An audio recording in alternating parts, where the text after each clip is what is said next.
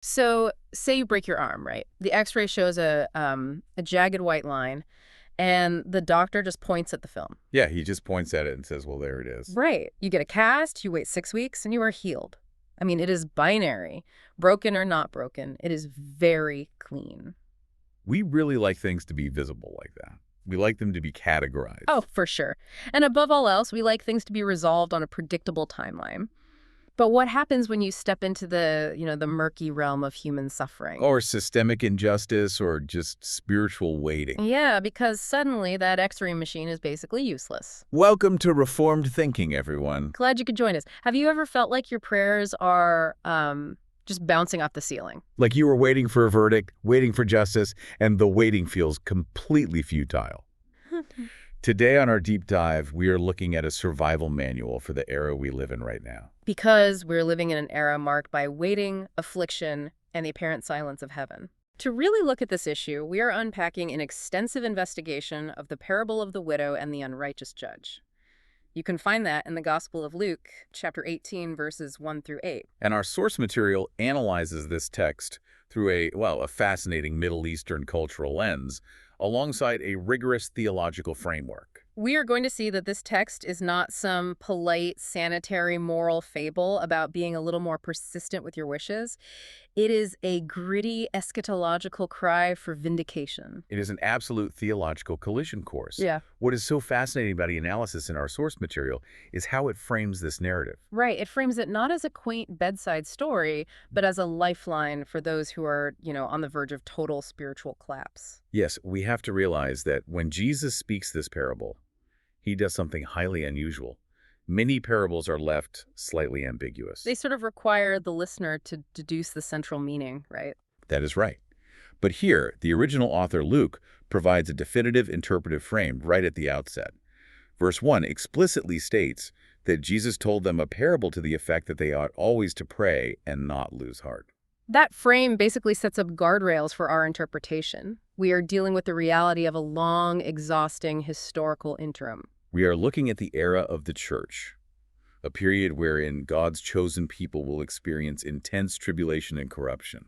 And an overwhelming temptation to believe that heaven has simply shut its doors. To comprehend the magnitude of the hero of this story, the widow, we first have to understand the terrifying courtroom she enters. We really need to strip away our modern Western assumptions about jurisprudence, human rights, and blind justice. Because we are stepping into first-century Roman Herodian Palestine.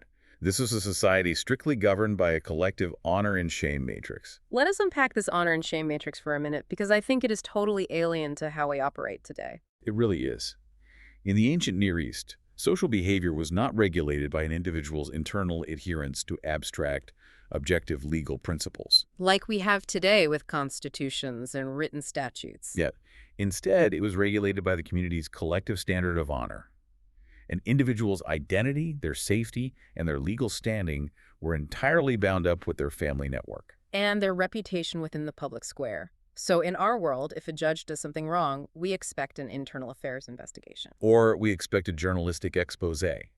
We expect objective laws to be applied to the lawmaker. We have systems in place to catch corruption. But our sources point out that in the first century, the constraints on a person and authority were, entirely different. There were traditionally two and only two non-monetary methods to appeal to a powerful figure for aid in a crisis. First, you could appeal to his piety. You could say, for God's sake, do the right thing.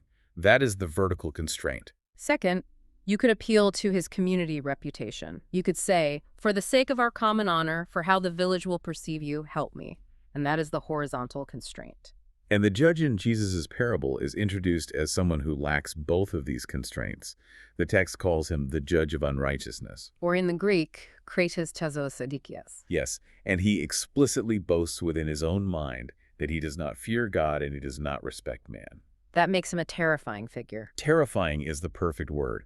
If we look at the historical data provided in our sources regarding the Roman Herodian judicial system, such judges were notorious for their avarice. They were often appointed by Roman authorities or local client kings. Right. And they operated on the basis of financial bribes. Yeah. If a petitioner did not possess the financial resources to purchase the favorable verdict, Their case was permanently ignored. So the judge is basically a moral monster. When he states that he does not fear God, he is rejecting covenant law and divine judgment. And when he states he does not respect people, or literally that he has no shame before humanity, he is immune to public boycotts. He does not care about community disapproval or social ostracization. He is a law unto himself. For the average citizen, this is a nightmare scenario. The courts, which are supposed to be the final refuge for the oppressed, are actually just another predatory system. Because you cannot appeal to his conscience, since he has none. You cannot appeal to his public image because he is shameless. And you cannot appeal to his fear of the afterlife because he is a practical atheist. The only language he speaks is extortion. I am trying to picture what this looks like in practice. It is almost like a rogue referee in a high-stakes championship game. Oh, that's a great analogy. Yeah, but this referee is completely insulated from any consequences. He does not care about the league rulebook, which represents God and divine law. He basically threw the rulebook in the trash before the game even started. Right. And he is completely deaf to the booing of the furious crowd, which represents the community and social honor. You can scream at him, the commentators can condemn him on national television, but he feels zero shame. He operates in a total vacuum of autonomous rebellion. He blows the whistle however he wants, entirely for his own financial benefit, perhaps because he bet on the game. That rogue referee scenario sets the stage for the absolute human impossibility of the widow's situation. Facing a totally corrupt authority figure, what recourse does a powerless person have? In the Old Testament and across ancient Near Eastern literature, the widow is the primary archetype of total societal vulnerability. In her patriarchal culture, a woman did not represent herself in court. She needed a male advocate, a defender. Which in Hebrew is called a gu. It could be a husband, a father, a brother, or an adult son. But when this woman walks into the courtroom alone, the first century audience immediately understands her tragic biography. Her husband is dead.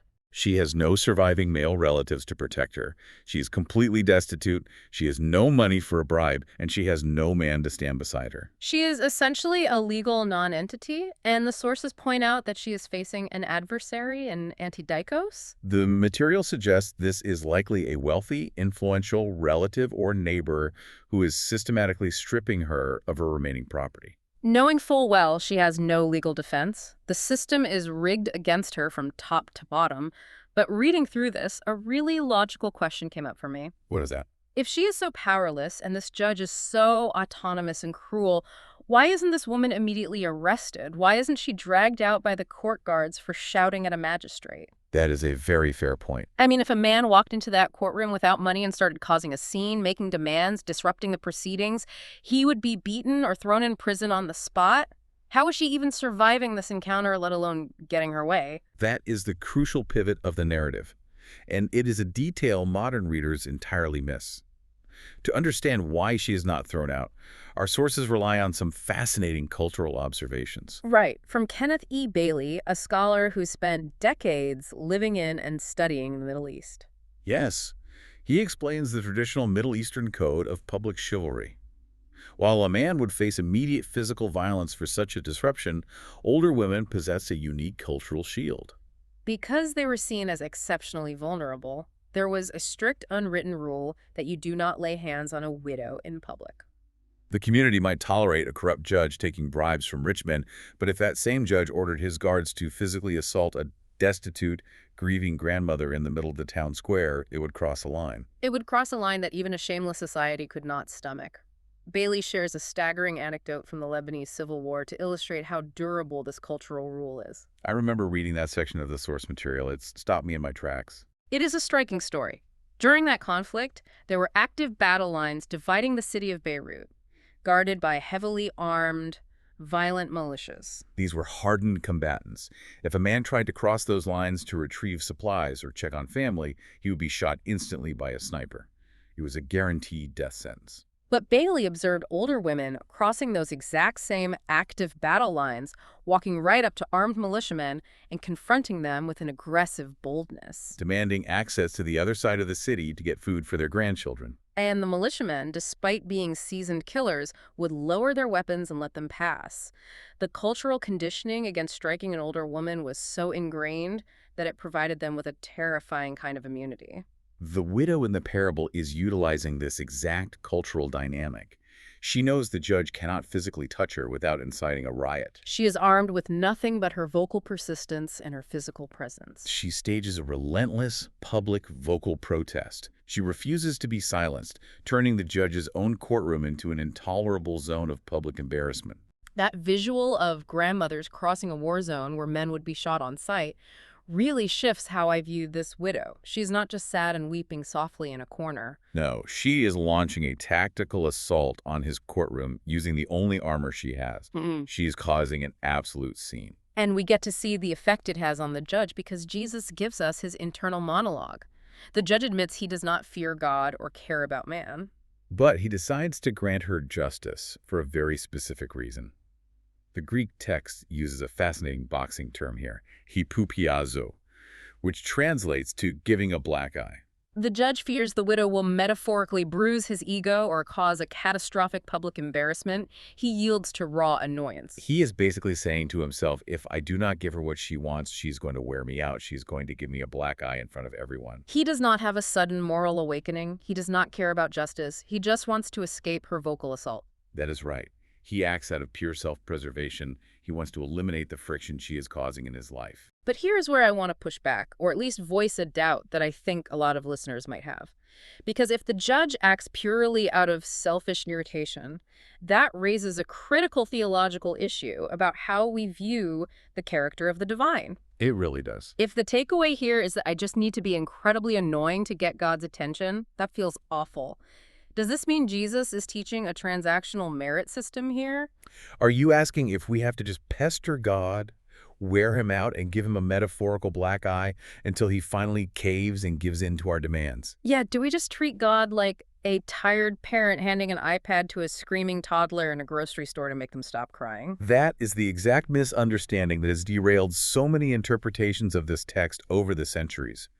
If we read this as a direct comparison, meaning God is like the unjust judge and we are like the annoying widow, we end up with a theological disaster. We end up with a deity who is reluctant, irritable, and easily manipulated. But the sources point out that Christ is not making a comparison.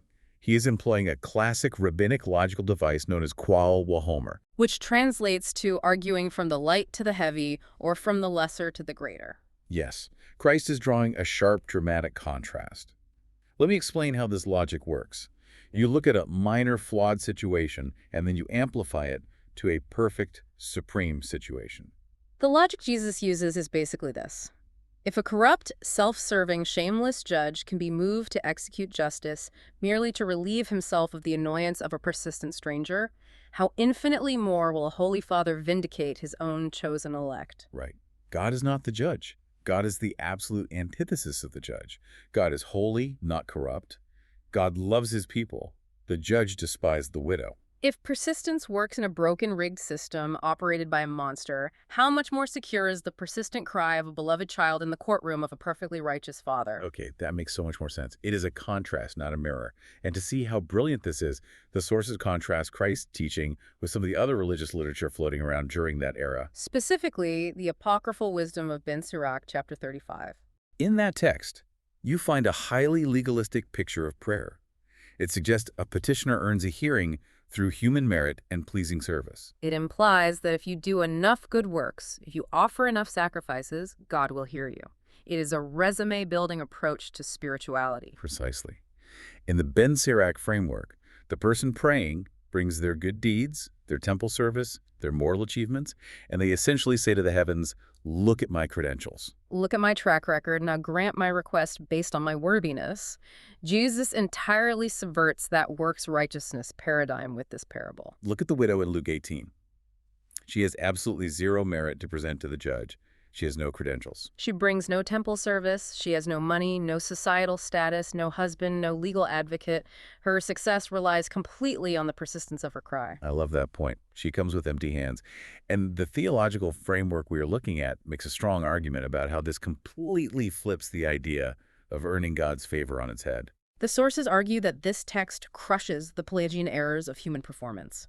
It shatters the idea that inherent goodness earns divine favor. So if we are coming to the courtroom, completely bankrupt like the widow, how does this actually apply to us? How is our access to the throne of grace secured if we have no resume to present? The theological sources argue that our access is secured entirely by something outside of ourselves. It is secured by the active and passive obedience of Jesus Christ. Because we have no merit of our own to offer a holy God, we rely entirely on what Christ has done on our behalf. We are coming to the courtroom completely bankrupt, but we are heard because the king has already paid our debt and declared us righteous. The widow's lack of resources represents our spiritual bankruptcy. And her reliance on crying out represents our reliance on grace alone. So if our access is secured by Christ, and if God is a loving Father who desires to vindicate his elect, why does he delay? That is the agonizing part. Why does the interim feel so long? The sources point us back to the exact placement of this parable in Luke's Gospel. The literary context is never accidental. We mentioned the authorial frame in Luke 18, verse 1, the command to pray and not lose heart. Yes, the Greek concept for losing heart is kappa kappa, alpha kappa, epsilon, tilde eote. We need to define this carefully. This is not just a mild feeling of sadness or having a bad day. This word carries heavy legal and military connotations, right? It does. It means flagging in zeal, turning back in battle, dropping your weapon, or succumbing to utter weariness in the face of protracted adversity. Jesus knows that the delay before final justice arrives will be brutal.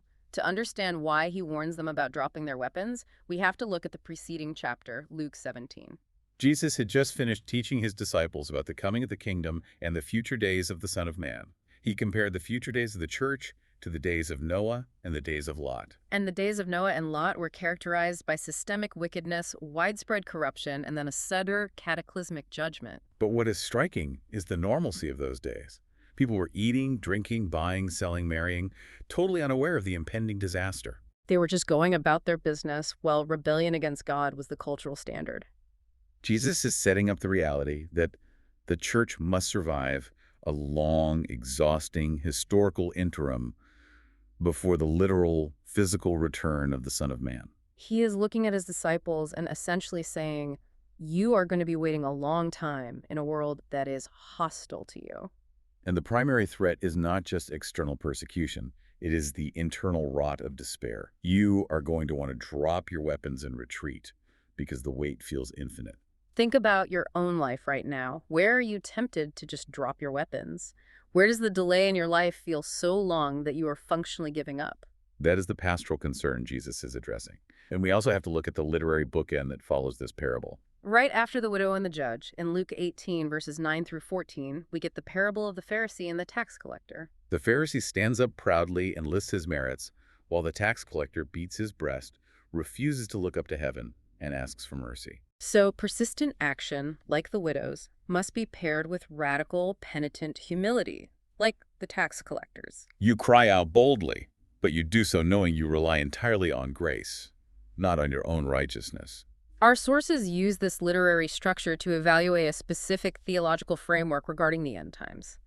They argue that this passage severely challenges a view known as postmillennial optimism. Now, for those who might not be familiar with that term, postmillennial optimism is a view that suggests the church will gradually and triumphantly Christianize all the social, political, and cultural institutions of the world through human effort. It paints a picture of a golden age of peace and righteousness that we usher in before Christ eventually returns. The sources argue that Luke 17 and 18 paint a completely different, far more sobering picture. In this text, the church is not depicted as a conquering political empire slowly taking over the globe and sitting on seats of worldly authority. Instead, the church is depicted as a marginalized, vulnerable widow, constantly beset by a hostile adversary, crying out for the king's return. The world goes on in its rebellion, much like the days of Noah, and the church exists as a pilgrim community living under the cross. We are waiting for a sudden, physical vindication from heaven, not a gradual political victory on earth. That is a staggering contrast. So,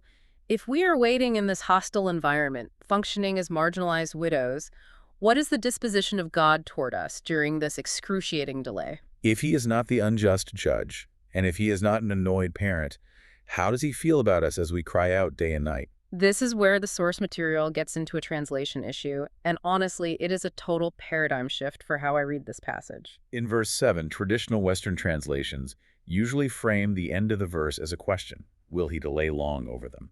It implies God is sitting up there making us wait, maybe dragging his feet a little bit while we suffer. But the sources point out that the accurate reading of that Greek clause is actually a declarative statement. It should read, he is slow to anger with them, or he pushes his anger far away. That is a monumental distinction in the text. It really is. Think of a lightning rod on a skyscraper. Right. When a massive storm rolls in and lightning strikes the building, the storm is still lethal. The raw, destructive voltage is very real. But the people inside the building do not get fried. They are safe, not because the storm isn't deadly, but because the lightning rod catches that voltage and safely grounds it into the earth. The wrath of the storm has been absorbed and diverted elsewhere. God isn't up there irritated with our weak, fumbling, sometimes sinful prayers, waiting to strike us down for lacking perfect faith. The wrath we deserve for our own unrighteousness has already been absorbed and grounded. So when the text says God pushes his anger away, Christ is the lightning rod grounding the wrath. Spot on. That distinction touches directly on a massive theological concept. The sources link this to the doctrine of divine impassibility. Without throwing too much heavy jargon out there at once, the concept of impassibility means that God does not have mood swings. He does not fluctuate between being happy with you in the morning and furious with you in the afternoon based on your behavior. Historic confessions, like Chapter 2 of the Westminster Confession, state that God is absolutely immutable and without passions. Now, when we say God is without passions, we do not mean he is a cold, unfeeling robot in the sky. We mean that God does not experience fluctuating emotional states of frustration, anxiety, or changing moods caused by human activity. An earthly judge might be in a fantastic mood one day and grant your request, and in a terrible mood the next day and throw you in jail. God is not like that. His patience is not a passive, irritated waiting. His patience is an active, sovereign restraint grounded in the finished work of the great high priest. So because God does not have mood swings, his love and his grace toward the elect are entirely unshakable. He does not get worn out by our prayers. He pushes his anger far away because he has chosen to look upon us through the perfect righteousness of Christ. Our fumbling prayers are received by a Father whose disposition toward us is eternally secured by the blood of the covenant. That is the beautiful reality of this text. And the absolute security of this theological reality is anchored entirely in the one who lived out the parable perfectly. We can look at the widow as an example for us to follow, but the expert sources detail how Jesus Christ himself is the anti-typical fulfillment of the widow. He is the ultimate fulfillment of this relentless cry for justice. Consider the narrative of the Garden of Gethsemane and the cross at Calvary. Christ cried out day and night under the crushing weight of sin. He was sweating drops of blood in the garden, begging for the cup to pass if it were possible. But unlike the corrupt judge who gave in to avoid annoyance, the Holy Father turned his face away. Christ was stripped of all legal defense. He was cast out of the city gates. He was hung on a cursed tree. He became the ultimate vulnerable victim of a corrupt earthly justice system. He was judged by Pilate and Herod, who certainly did not execute true justice. He was crushed so that he could purchase our eternal vindication. Jesus lived the parable of the widow. He lived it completely. He had no advocate in that moment. And it is incredibly illuminating to see how the Gospel of Luke portrays the followers of Jesus during this passion narrative. When the pressure reached its absolute peak, the male disciples, the ones who had argued about who was the greatest among them, the ones who promised to fight to the death to protect him, they fled. They succumbed to the exact faint-heartedness Jesus warned about. They dropped their weapons and retreated. But the female disciples consistently displayed the exact gritty virtues of the widow. It was the women who stood at the cross when the apostolic band scattered in fear. It was the women who marked the tomb to see where the body was laid. It was the women who braved the early morning shadows to bring spices and became the first heralds of the resurrection. They physically embodied the persistent widow, demonstrating a relentless devotion to Christ in the darkest hours of apparent defeat. They absolutely did. But we must also recognize that Christ's role does not end at the cross. The eschatological horizon of this parable shifts our gaze to Christ as the returning Son of Man, a title drawing heavily from the visions in Daniel chapter 7. The vindication promised in this parable is not merely a spiritual feeling of peace in your heart while you endure hardship. The sources argue it is a literal historical event. The corrupt rulers, the unjust judges, and the adversaries of this present evil age will face swift, unyielding justice when the Son of Man descends. The rutting will end. That is such a vital distinction. It is a literal historical event. So bringing all these historical and theological realities into the immediate present for you, the listener, we have to look at how this applies today. And the sources aggressively tackle some modern distortions of prayer that infect the church. The author of our source makes a really aggressive critique here regarding the modern prosperity gospel. This movement treats prayer as mechanistic spiritual technology. It teaches that if you just have enough faith, if you use the right words, if you declare it loudly enough, you can force God's hand to give you health, wealth, and a perfectly comfortable life. It treats God like a cosmic vending machine, and persistence is just pulling the lever until the candy falls out. But look at the widow. She is asking for justice, not luxury. She is asking for vindication from an adversary who is stealing her livelihood, not a promotion or a new chariot. The sources argue that the prosperity gospel completely eviscerates the theology of the cross. True persistent faith does not demand its own way. It remains in a state of absolute submission to the divine will. It says, mirroring Christ in Gethsemane, not my will, but yours be done. We persist in prayer because we are dependent children speaking to a sovereign Father whose wisdom far exceeds our own limited understanding. If his sovereign answer is wait, the justified believer bows in humble adoration, knowing that his providence is directed toward our ultimate good. But the sources also address the opposite extreme, which is equally dangerous: the sin of prayerlessness. To live day after day without crying out to God in persistent prayer is to declare to the universe that you can manage your life entirely on your own strength. It is a declaration of complete self-sufficiency. The source material refers to this as practical atheism. You might hold orthodox beliefs in your mind. You might pass a theology exam. But if you do not pray, your functional reality is atheistic. You are acting as though God is not the Father of his elect, or that you do not need him. Practical atheism. That stings, but it makes total sense. If I never talk to God, I'm functionally living like he isn't there. And to highlight the urgency of this, I was looking at the global numbers we pulled for this deep dive, and they stopped me in my tracks. We are sitting here debating theology and relative comfort, but right now there are 388 million Christians globally facing extreme persecution. The sources cite verified numbers: 4,849 confirmed murders of believers during a recent reporting period, with 3,490 of those occurring in Nigeria alone. These are not abstract concepts. These are actual brothers and sisters, modern-day widows and orphans who are facing down literal adversaries and corrupt governments who do not fear God and do not respect man. They are rising in the middle of the night, amidst violence and the constant threat of death, to cry out to God for vindication. These statistics raise a severe moral question for the Western Church. How dare believers in comfortable Western zones remain silent when our brothers and sisters in sub-Saharan Africa, the Middle East, and elsewhere are enduring the terror of the unrighteous judge in real time? The application of this parable demands that the local church engage in corporate intercession. We cannot view prayer as a tool for personal self-actualization or self-improvement. It is a corporate weapon of warfare. We are called to stand in solidarity with the persecuted elect, pleading for their spiritual preservation, that they may not lose heart under the crushing weight of systemic injustice. We pray for their deliverance, and we pray that their faith remains unyielding. So, synthesizing everything we have discussed, you have been shown a radically different picture of God and a radically different picture of prayer. God is not an indifferent, easily annoyed magistrate whom you have to bribe with good behavior or a shiny resume. Because of Christ, our justification is secure. We can approach the throne boldly with empty hands. And according to the framework we are looking at, the final cosmic vindication of the church is an absolute historical certainty, guaranteed by the immutable decree of God. We are waiting, yes, but we are not waiting in vain. The rogue referee will be removed. The true judge is coming. And that leaves us with a searching inquiry, drawn directly from Jesus' final words in this passage. At the end of the parable, he asks, when the Son of Man comes, will he find faith on the earth? Consider this proposition. What if the grueling delay of justice is not a glitch in the divine system? What if the protracted waiting, the agonizing silence, the friction against the unrighteous judges of this world, what if all of this is the precise instrument God utilizes to strip away our self-reliance? What if the delay is actively forging the exact type of desperate, dependent faith that the Son of Man is looking for when the heavens finally tear open? Think about that the next time you feel like your prayers are hitting the ceiling. The waiting isn't breaking your faith. It is building it into something indestructible. Thank you for joining us on this deep dive. Keep crying out, keep looking up. We will catch you next time.